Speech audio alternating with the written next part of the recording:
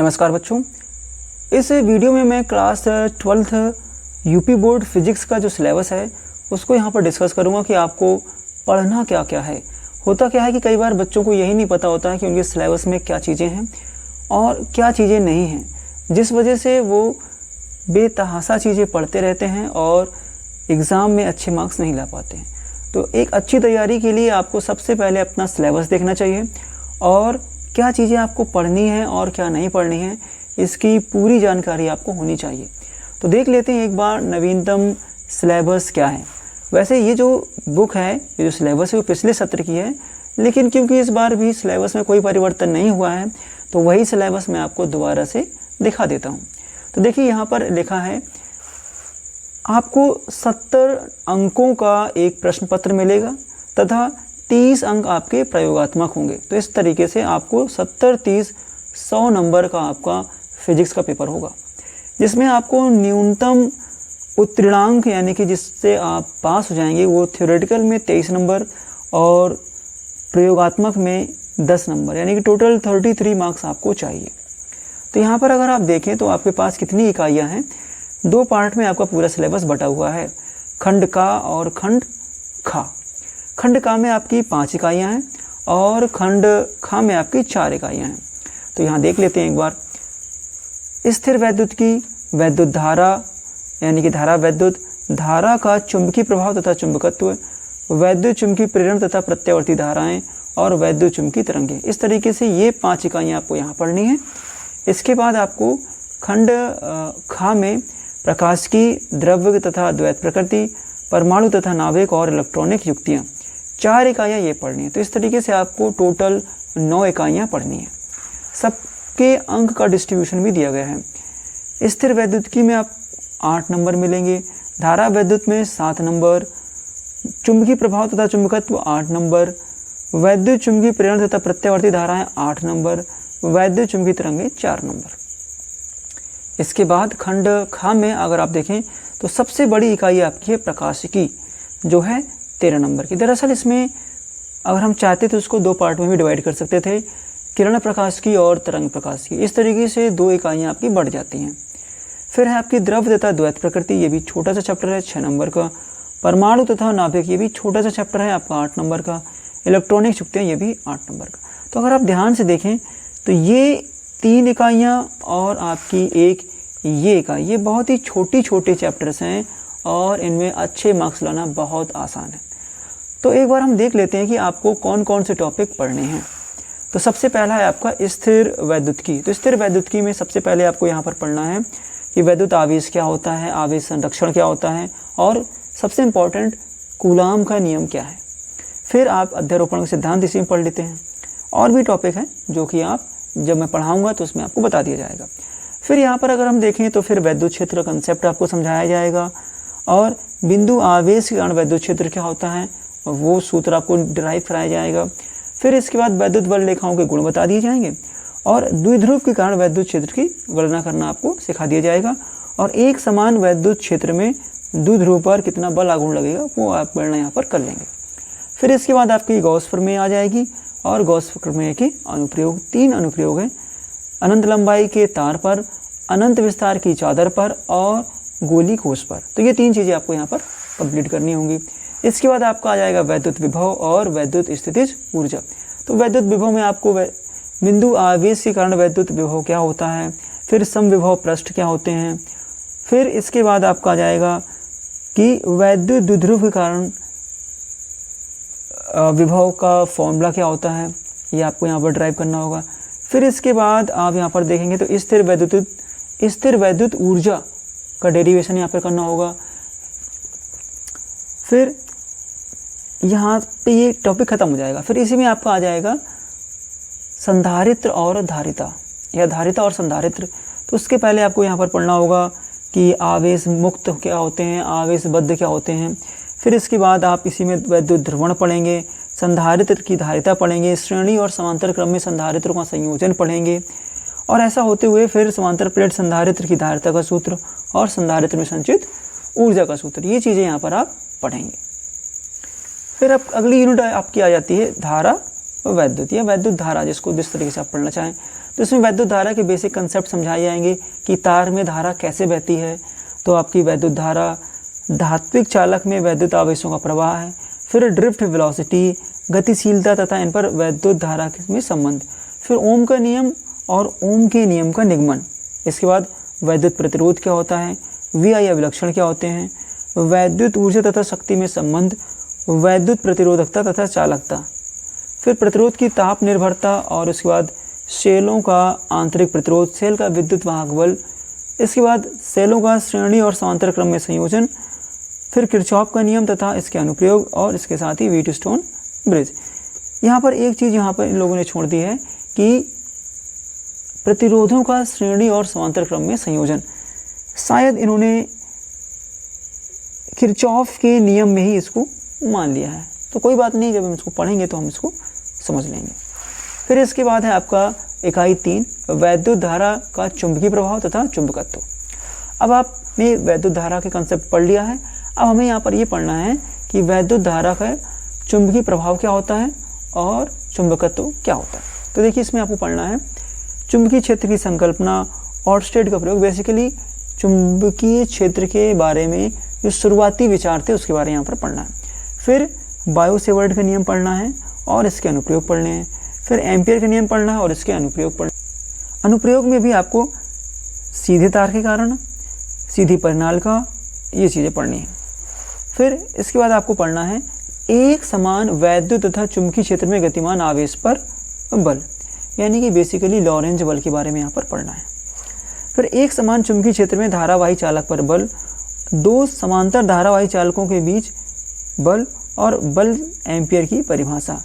इसके बाद एक समान चुंबकीय क्षेत्र में धारावाही लूप द्वारा बल आघूर्ण का अनुभव, यहाँ पर ये देख ली।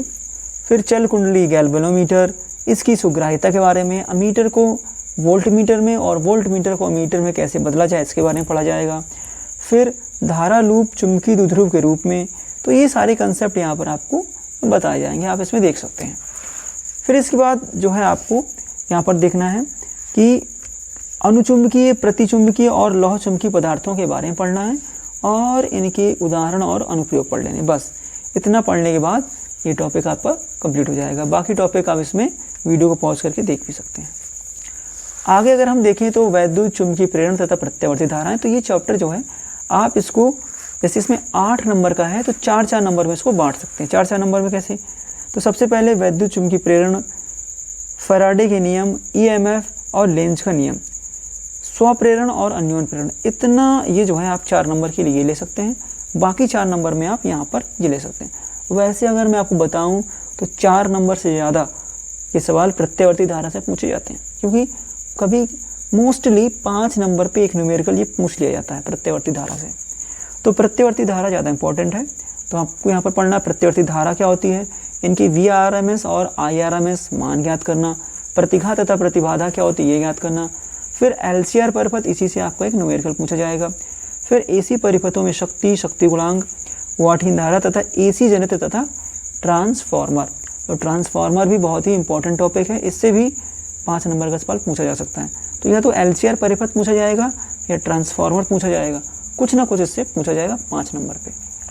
तो ये 8 नंबर आपके पूरे हो गए। इसके बाद फिर है वैद्युत चुंबकीय तरंगे।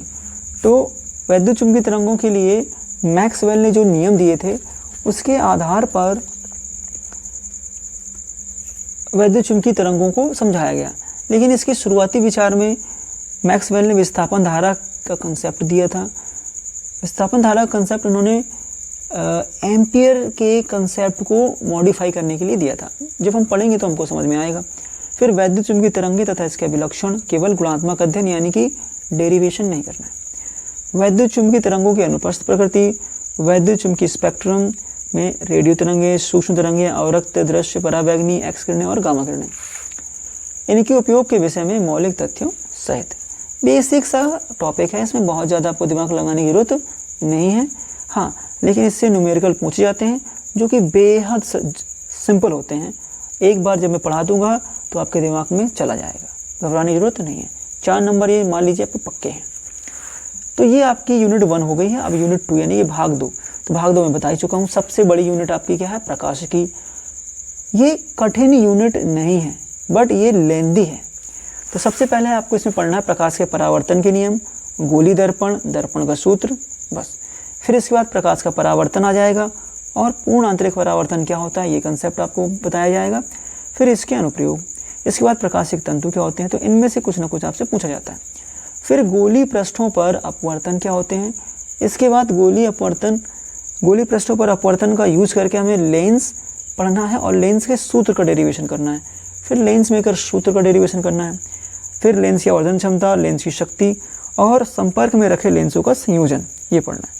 इसके बाद प्रिज्म के बेसिक कंसेप्ट पढ़ने हैं और पढ़ना है परिक्षेपण। ये हो गया आपका किरण प्रकाशिकी से संबंधित। इसके बाद इसी में आपको कुछ प्रकाशिक युक्तियाँ पढ़नी हैं जिसमें सूक्ष्मदर्शी और खगोलीय दूरदर्शी, बस। अब आता है आपका तरंग प्रकाशिकी। तरंग प्रकाशिकी में आपको हाइगेन्स के सिद्धांत, या बेसिकली तरंग प्रकाशिकी का प्रतिपादन हाइगेन्स ने ही दिया था और तरंगाग्रों के रूप में दिया था, तो इसी के बारे में हमको यहाँ पर पढ़ना है। तो इसमें हमें समतल तरंगाग्र क्या होते हैं और समतल तरंगाग्रों का प्रयोग करके समतल पृष्ठों पर परावर्तन और अपवर्तन के नियमों का निगमन करना है। फिर यंग के द्विस्लिट प्रयोग का डेरिवेशन नहीं करना है, सिर्फ इसका गुणात्मक अध्ययन करना है, यानी कि इसके एक्सपेरिमेंटल सेटअप को पढ़ना है और इससे संबंधित हमको न्यूमेरिकल लगानी। इसी के बाद फिर इसी को हम द्विझिरी प्रयोग भी कहते हैं। फिर एक झिरी पर विवर्तन का सिर्फ गुणात्मक अध्ययन करना है, यानी कि हमें इसका एक्सपेरिमेंटल सेटअप समझ लेना कि हो क्या रहा है और इसका सूत्र याद कर लेना है और इससे संबंधित न्यूमेरिकल लगा लेनी है। फिर इसमें से आपको केंद्रीय उच्चिष्ट की चौड़ाई ये ज्ञात करनी, बस इसी से सवाल पूछा जाएगा। इसके बाद लास्ट में आपका ध्रुवण, अपवर्तन द्वारा ध्रुवण, समतल ध्रुवित प्रकाश और पोलराइडों का उपयोग, बस इतना इसमें आपको पढ़ना है। इसके बाद अगर हम जाएं तो फिर देखिए आप ये तीनों इकाइयाँ, इकाई 2, 3 और 4 बेहद छोटी छोटी हैं और सरल हैं। ये मान लीजिए आपके फ्री के मार्क्स हैं, अगर आपने अच्छे से पढ़ लिया तो फ्री के मार्क्स हैं। तो देखिए इसमें क्या पढ़ना है आपको, विकिरणों की द्वैत प्रकृति, द्वैत का मतलब होता है डुअल नेचर, यानी कि दो प्रकृतियाँ एक साथ एग्जिस्ट करती हैं। प्रकाश विद्युत प्रभाव पढ़ना है, हर्ट्ज तथा लेनर्ड का परीक्षण पढ़ना है जो कि प्रकाश विद्युत प्रभाव से संबंधित था। फिर इसके बाद आपको आइंस्टीन का प्रकाश वैद्युत समीकरण पढ़ना है। फिर प्रकाश की कणात्मक प्रकृति के बारे में पढ़ना। इसके बाद द्रव्य तरंगों की प्रकृति के बारे में पढ़ना, यानी कि डी ब्रॉगली तरंग दैर्ध्य और इसके अभिलक्षण पढ़ने। ये इस प्रकार से इन यूनिट 2 कंप्लीट हो जाती है। यूनिट 3 में अब हमें परमाणु और नाभिक पढ़ना है, तो अल्फा कण प्रकीर्णन का प्रयोग पढ़ेंगे, रदरफोर्ड का परमाणु मॉडल पढ़ लेंगे। फिर इसमें मॉडिफिकेशन करके बोर मॉडल बन जाएगा। फिर ऊर्जा स्तर के बारे में पढ़ लेंगे। फिर हाइड्रोजन स्पेक्ट्रम पढ़ लेंगे, केवल गुणात्मक अध्ययन, यानी कि स्पेक्ट्रम के बारे में बेसिक जानकारी। फिर नाभिकों की संरचना एवं आकार, परमाणु द्रव्यमान, समस्थानिक, समभारिक और समन्यूट्रॉनिक पढ़ लेना है। फिर ये जो टॉपिक है इतने से आपको एक न्यूमेरिकल पूछा जाएगा 5 नंबर का, हमेशा आता है। तो इसमें क्या है, द्रव्यमान क्षति, बंधन ऊर्जा प्रतिन्यूक्लियन और द्रव्यमान के साथ, द्रव्यमान संख्या के साथ इसमें परिवर्तन, ये चीज़ें आपको ये तो सूत्र हो गए। फिर नाभिकीय विघटन और संलयन की जो अभिक्रियाएं होंगी, एक तो ये पढ़ना है कि ये क्या होते हैं, और फिर जो सूत्र दिया जाएगा, यानी जो फॉर्मूला, जो इक्वेशन दी जाएगी, जो समीकरण दिया जाएगा, उसके बारे में उसकी बंधन ऊर्जा आपको कैलकुलेट करनी होगी या उसमें कितनी ऊर्जा रिलीज होगी, इसकी गणना करने के लिए आपको 5 नंबर में सवाल पूछा जाता है। तो ये मान लीजिए कि 8 नंबर में 5 नंबर तो वो इक्वेशन की ही हो गए, बाकी 3 नंबर की थ्योरी आपके यहाँ पर आ जाएगी। कभी कभी बोर मॉडल भी पूछ लेता है, तो घबराने की जरूरत नहीं है, बहुत ही सिंपल सा है। एक बार पढ़ा दूंगा, आप भूल नहीं पाएंगे एग्जाम तक, गारंटी है। इसके बाद सबसे सिंपल इकाई है आपकी इलेक्ट्रॉनिक युक्तियाँ, 8 नंबर फ्री फोकट के हैं। देखिए कितनी छोटी सी इकाई है। ठोसों में ऊर्जा बैंड, चालक और कुचालक तथा अर्धचालक के बारे में पढ़ लेना है, यानी चालक, कुचालक और अर्धचालक का हमें पढ़ना है बैंड, ऊर्जा बैंड के आधार पर इनका एक्सप्लेनेशन पढ़ लेना, बस। फिर इसके बाद क्या है, अर्धचालक डायोड के IV कैरेक्टरिस्टिक पढ़ने हमको, अर्धचालक डायोड IV कैरेक्टरिस्टिक पढ़ने हैं अग्रदिशिक और पश्चदिशिक अभिनत में। इसके बाद में डायोड को दिष्टकारी के रूप में पढ़ना है, पूर्ण तरंग दिष्टकारी और अर्ध तरंग दिष्टकारी के रूप में। इतना अगर आपने कंप्लीट कर लिया तो आपका पूरा सिलेबस कंप्लीट हो जाता है और आप अच्छे खासे मार्क्स ले आएंगे। तो आशा करता हूँ कि आपको ये सिलेबस अच्छे से समझ में आ गया होगा। और मैं तो ये कहूँगा कि आप UPMSP की वेबसाइट पे जाइए और वहाँ से सिलेबस डाउनलोड कर लीजिए और उसका प्रिंट आउट निकाल के अपने पास रखिए, या अगर आपने मॉडल वगैरह खरीद रखे हैं तो उसका भी उपयोग आप कर सकते हैं।